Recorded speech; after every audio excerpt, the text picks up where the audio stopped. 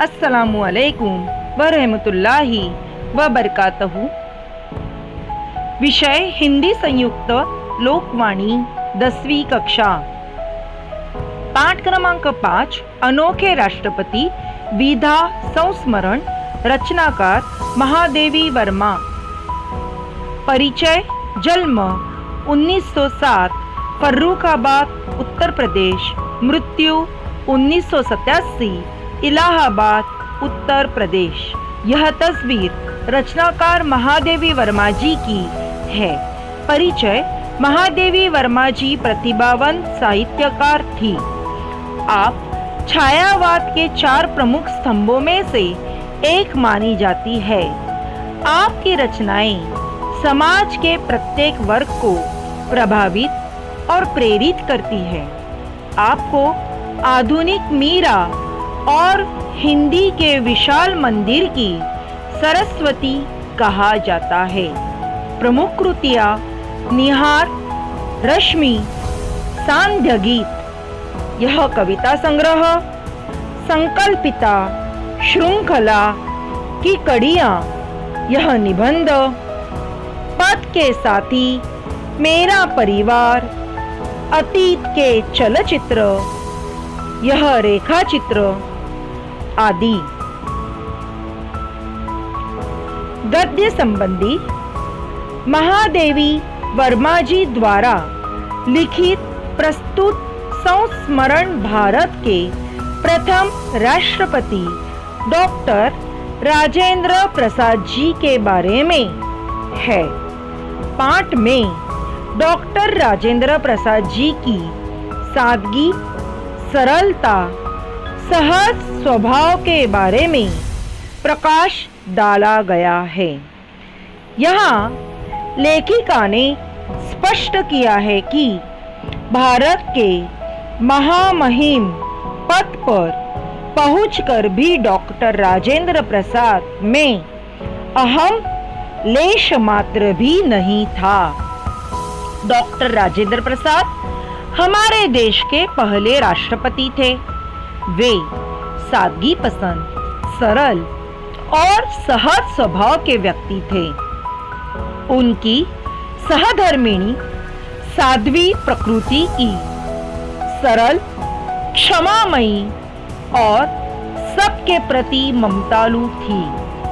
वे राष्ट्रपति भवन में भी अपने परिवार के लिए स्वयं अपने हाथ से भोजन बनाती थी।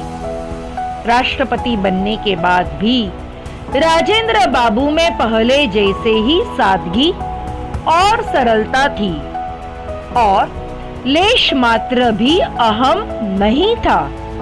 प्रस्तुत संस्मरण में लेखिका महादेवी वर्मा ने राजेंद्र बाबू और उनकी सहधर्मिणी की सादगी, सरलता, निश्चलता और सहज स्वभाव के बारे में आंखों देखा वर्णन किया है।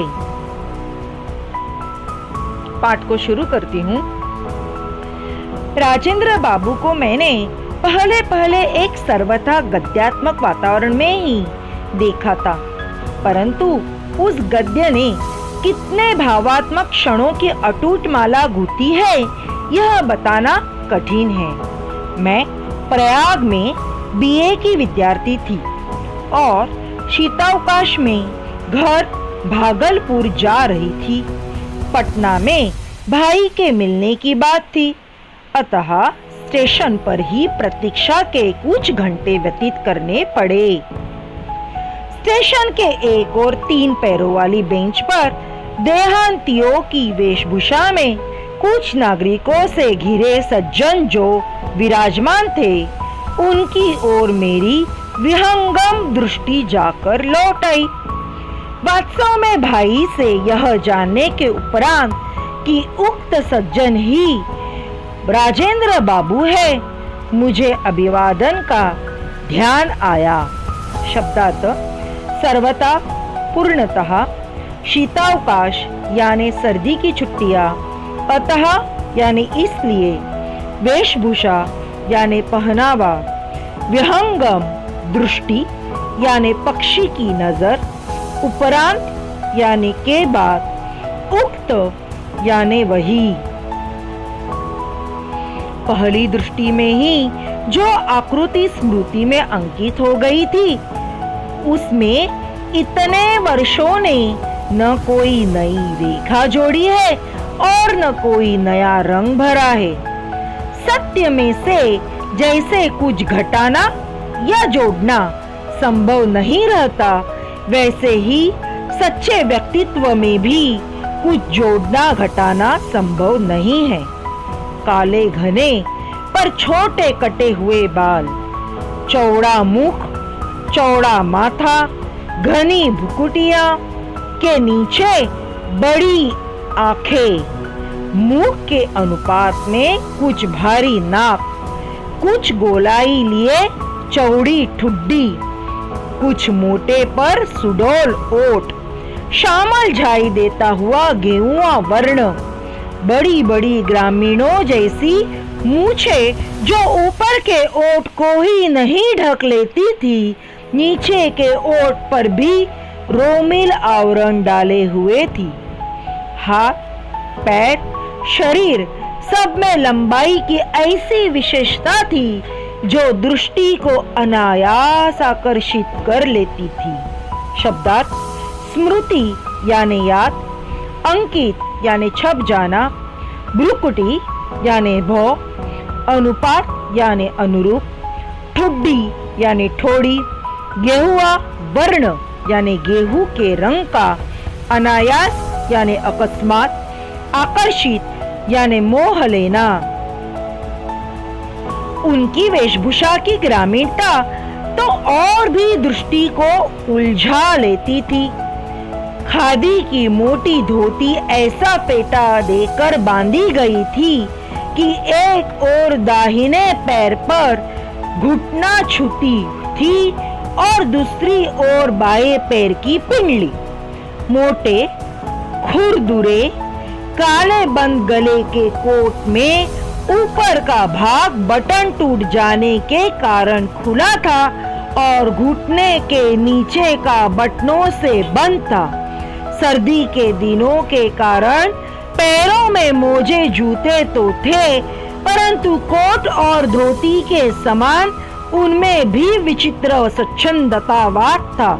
मिट्टी की परत से न जूतों के रंग का पता चलता था, न रूप का। गांधी टोपी की स्थिति तो और भी विचित्र थी। उसकी आगे की नोक बाई भौं पर खिसक आई थी और टोपी की कोर माथे पर पट्टी की तरह लिपटी हुई थी। देखकर लगता था मानो वे किसी हड़बड़ी में चलते चलते कपड़े पहनते आए हैं, अतः जो जहां जिस स्थिति में अटक गया वह वही उसी स्थिति में लटका रह गया। शब्दार्थ: वेशभूषा यानी पोशाक पहनावा, स्वच्छंदतावाद यानी मौन मजीपन, हड़बड़ी यानी जल्दबाजी, उतावली। उनकी मुखाकृति देखकर अनुभव होता था मानो इन्हें पहले कहीं देखा है। अनेक व्यक्तियों ने भी उन्हें प्रथम बार देखकर ऐसा ही अनुभव किया। बहुत सोचने के उपरांत ही उस प्रकार की अनुभूति का कारण समझ में आ सका। राजेंद्र बाबू की मुखाकृति ही नहीं, उनके शरीर के संपूर्ण गठन में एक सामान्य भारतीय जन के आकृति और गठन की छाया थी। अतः उन्हें देखने वाले को कोई न कोई आकृति या व्यक्ति स्मरण हो आता था और वह अनुभव करने लगता था कि इस प्रकार के व्यक्ति को पहले भी कहीं देखा है। आकृति तथा वेशभूषा के समान ही वे अपने स्वभाव और रहन सहन में सामान्य भारतीय या भारतीय कृषक का ही प्रतिनिधित्व करते थे। प्रतिभा और बुद्धि की विशिष्टता के साथ साथ उन्हें जो गंभीर संवेदना प्राप्त हुई थी वही उनकी सामान्यता को गरिमा प्रदान करती थी। व्यापकता ही सामान्यता की शपथ है, परंतु व्यापकता संवेदना की गहराई में स्थिति बनाए रखती है। शब्दार्थ: मुखाकृति यानी चेहरा, अनुभूति यानी बोध एहसास, गठन यानी बनावट रचना, आकृति यानी रूप, स्मरण यानी याद, कृषक यानी किसान, प्रतिनिधित्व यानी प्रतिनिधि का कार्य, व्यापकता यानी सार्वभौमिकता और संवेदना यानी सहानुभूति। उनकी वेशभूषा की अस्तव्यस्तता के साथ उनके निजी सचिव और सहचर भाई चक्रधर जी का स्मरण अनायास हो आता है। जब मोजों में से 5 उंगलियां बाहर निकलने लगती, जब जूते के तले पैर के तलवों के गवाक्ष बनने लगते, जब धोती कुर्ते कोट आदि का खद्दर अपने मूल ताने बाने में बदलने लगता, तब चक्रधर इस पुरातन सज्जा को अपने लिए सहेज लेते। उन्होंने वर्षों तक इसी प्रकार राजेंद्र बाबू के पुराने परिधान से अपने आप को प्रसादित कर कृतज्ञता का अनुभव किया था। मैंने ऐसे गुरु शिष्य या स्वामी सेवक अब तक नहीं देखे। शब्दार्थ: अस्त व्यस्तता, अव्यवस्थित, सहचर यानी साथ रहने वाला, गवाक्ष यानी खिड़की झरोका, पुरातन सज्जा यानी पुराने कपड़े, सहेज लेना यानी संभाल लेना, अपना लेना, प्रसादित यानी जिसके कपड़े प्राप्त किए गए हो प्रसाद समझकर, कृतार्थता, भाग्यशाली, संतुष्ट। यह तस्वीर डॉक्टर राजेंद्र प्रसाद जी की है। राजेंद्र बाबू के निकट संपर्क में आने का अवसर मुझे सन 1937 में मिला, जब वे कांग्रेस के अध्यक्ष के रूप में महिला विद्यापीठ महाविद्यालय के भवन का शिलान्यास करने प्रयाग आए। उनसे ज्ञात हुआ कि उनके संयुक्त परिवार में 15-16 पौत्रियां हैं जिनकी पढ़ाई की व्यवस्था नहीं हो पाई है। मैं यदि अपने छात्रावास में रखकर उन्हें विद्यापीठ की परीक्षाओं में बैठा सकूं, तो उन्हें कुछ विद्या प्राप्त हो सकेगी। पहले बड़ी, फिर छोटी, फिर उनसे छोटी के क्रम से बालिकाएं मेरे संरक्षण में आ गई। उन्हें देखने प्रायः उनकी दादी और कभी-कभी दादा भी प्रयाग आते रहे। तभी राजेंद्र बाबू की सहधर्मिणी के निकट संपर्क में आने का अवसर मिला। वे सच्चे अर्थ में धरती की पुत्री थी। वे साध्वी, सरल, क्षमामयी, सबके प्रति ममतालु और असंख्य संबंधों की सूत्रधारिणी थी।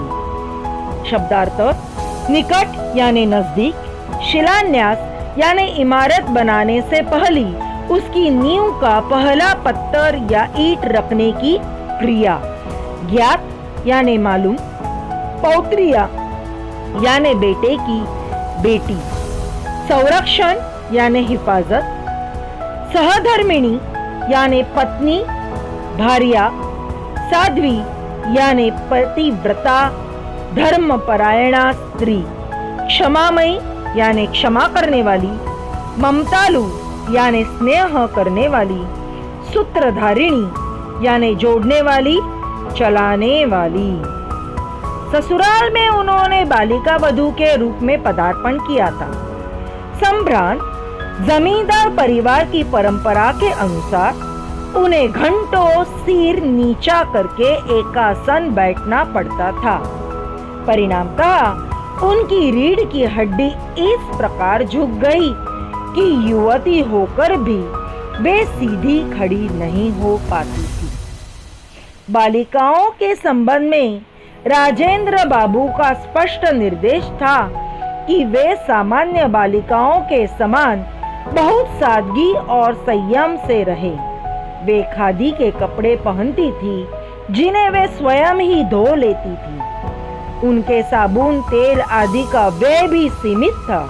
कमरे की सफाई, झाड़ पोछ, गुरुजनों की सेवा आदि भी उनके अध्ययन के आवश्यक अंग थे।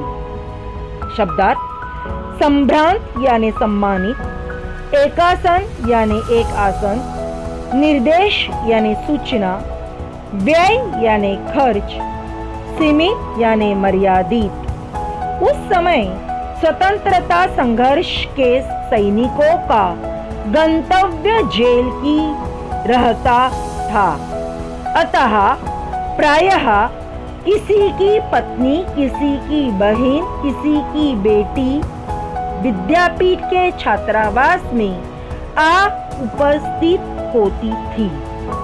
देश स्वतंत्र होने के उपरांत उनमें से कुछ दिल्ली चली गई और कुछ विशेष योग्यता प्राप्त करने के लिए अंग्रेजी विद्यालयों में भर्ती हो गई। केवल राजेंद्र बाबू अपवाद रहे। उनके भारत के प्रथम राष्ट्रपति हो जाने के उपरांत मुझे स्वयं उनकी पौत्रियों के संबंध में चिंता हुई। उनका स्पष्ट उत्तर मिला, महादेवी बहन, दिल्ली मेरी नहीं है, राष्ट्रपति भवन मेरा नहीं है। अहंकार से मेरी पौत्रियों का दिमाग खराब न हो जाए, तुम केवल इसकी चिंता करो। वे जैसे रहती आई है उसी प्रकार रहेगी। कर्तव्य विलास नहीं, कर्मनिष्ठा है। उनकी सहधर्मिणी में भी किसी प्रकार का परिवर्तन नहीं हुआ। जब राष्ट्रपति भवन में उनके कमरे से संलग्न रसोई घर बन गया, तब वे दिल्ली गई और अंत तक स्वयं भोजन बनाकर सामान्य भारतीय गृहिणी के समान पति, परिवार तथा परिजनों को खिलाने के उपरांत स्वयं अन्न ग्रहण करती थी। शब्दार्थ: स्वतंत्रता संघर्ष यानी आजादी की लड़ाई, गंतव्य यानी स्थान, मंजिल, उपरांत यानी के बाद, अपवाद यानी उल्टा, विलास यानी सुख आराम, कर्मनिष्ठा यानी श्रद्धापूर्वक कार्य करना, संलग्न यानी साथ में जुड़ा हुआ। उस विशाल भवन में यदि अपने अद्भुत आतिथ्य की बात न कहूं तो कथा अधूरी रह जाएगी। बालिकाओं की दादी ने मुझे दिल्ली आने का विशेष निमंत्रण तो दिया ही, साथ ही प्रयाग से सिरकी से बने 1 दर्जन सूप लाने का भी आदेश दिया।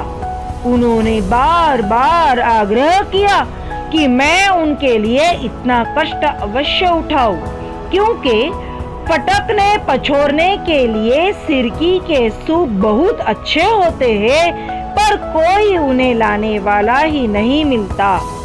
प्रथम श्रेणी के डिब्बे में 12 सूपों के टांगने पर जो हुआ, उससे भी अधिक विचित्र दृश्य तब प्रत्यक्ष हुआ जब राष्ट्रपति भवन से आई बड़ी कार पर यह उपहार लादा गया।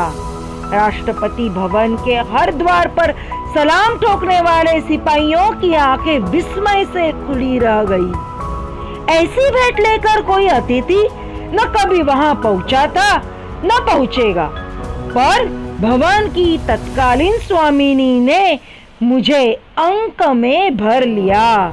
अंक में भरना यानी गले लगाना। शब्दार्थ: अद्भुत यानी अनोखा, विस्मयजनक, आतिथ्य यानी मेहमान, सिरकी यानी सरकंडे या सरई, पछोड़ना यानी अनाज सूप में रखकर फटक कर साफ करना, मुहावरा आंखें खुली रह जाना, आश्चर्यचकित होना, अंक में भरना, गले लगाना। राजेंद्र बाबू तथा उनकी सहधर्मिणी सप्ताह में 1 दिन अन्न नहीं ग्रहण करते थे। संयोग से मैं उनके उपवास के दिन ही पहुंची, अतः उनकी यह जिज्ञासा स्वाभाविक थी कि मैं कैसा भोजन पसंद करूंगी। उपवास में भी आतिथ्य का साथ देना उचित समझकर मैंने निरन्न भोजन की ही इच्छा प्रकट की।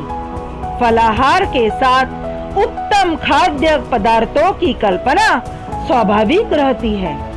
सामान्यतः हमारा उपवास अन्य दिनों के भोजन की अपेक्षा अधिक व्ययसाध्य हो जाता है, क्योंकि उस दिन हम भांति भांति के फल, मेवे, मिष्टान्न आदि एकत्र कर लेते हैं। शब्दार्थ: अतिथेय यानी अतिथि सत्कार करने वाला, निरन्न यानी निराहार अन्न रहित, व्यय साध्य यानी महंगा, मिष्टान्न यानी मिठाई, मीठे पदार्थ। मुझे आज भी वह संध्या नहीं भूलती जब भारत के प्रथम राष्ट्रपति को मैंने सामान्य आसन पर बैठकर दिन भर के उपवास के उपरांत केवल कुछ उबले आलू खाकर पारायण करते देखा। मुझे भी वही खाते देखकर उनकी दृष्टि में संतोष और ओठों पर बालकों जैसी सरल हंसी छलक उठी। जीवन मूल्यों की परख करने वाली दृष्टि के कारण उन्हें देश रत्न की उपाधि मिली और मन की सरल सच्चता ने उन्हें अजात शत्रु बना दिया। अनेक बार प्रश्न उठता है, क्या वह सांचा टूट गया जिसमें ऐसे कठिन कोमल चरित्र ढलते थे? यह लेख संस्मरण राजेंद्र बाबू से लिया गया है। शब्दार्थ: पारायण यानी किसी ग्रंथ का पाठ, अजात शत्रु यानी जिसका कोई भी शत्रु ना हो, चरित्र यानी स्वभावशील। इस तरह हमारा अनोखे राष्ट्रपति, यह रचनाकार महादेवी वर्मा, इन्होंने लिखा हुआ सबक कंप्लीट हो गया। धन्यवाद।